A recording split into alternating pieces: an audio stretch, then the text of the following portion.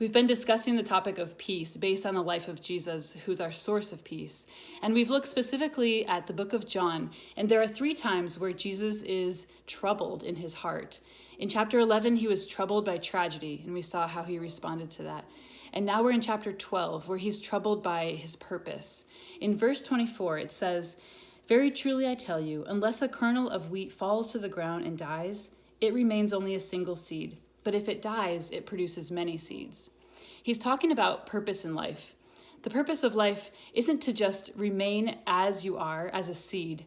If a seed keeps its shell and doesn't retain the moisture in the ground, doesn't let the soil around it put nutrients inside of it, and it just stays a little seed, it produces nothing. It doesn't fulfill its purpose.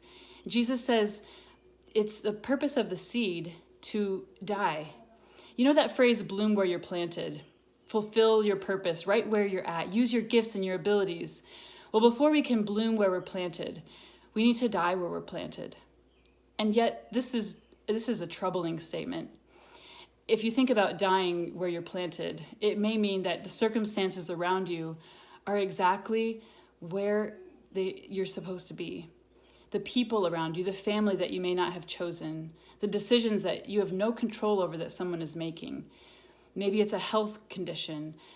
Jesus says we die to our own expectations, to our own comforts, and this is what true life is about. Yet it's troubling. This is a disturbing thought, to die to myself. And so many times I lose peace thinking, there's no way I can do this and accept the condition of the soil around me. But here's what Jesus says, "My soul is troubled, and what shall I say?" Immediately after a troubled soul, his response is not, "What should I do about it?" He says, "What should I say about it?" He immediately goes from trouble to prayer. And he addresses his Father, just like in Philippians 4, where we are told not to be anxious, but to pray. Jesus goes right from a troubled heart about his purpose in dying, and he says, "Father," talking directly to God, "what should I say to him? Save me from this hour?" No. He says, "I know my purpose. I've been on this earth for this very reason. I've come to this point for a purpose." And he says, "Father, glorify your name."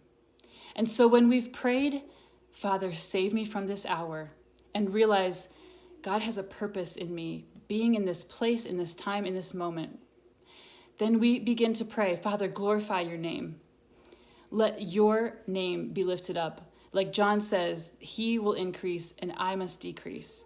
And so through whatever you're walking, the condition of the soil around you, see your life as a seed. Because when a seed dies in the ground, it produces and fulfills its purpose, and it draws people to God. And I think sometimes we forget that more important than our story being known is the person that we're becoming as a result of the story that God is writing. We may never be able to share every single hard thing that we've walked through, but we will become more like Jesus as we see ourselves as this seed being planted in the ground to produce more seeds to glorify our Father in heaven.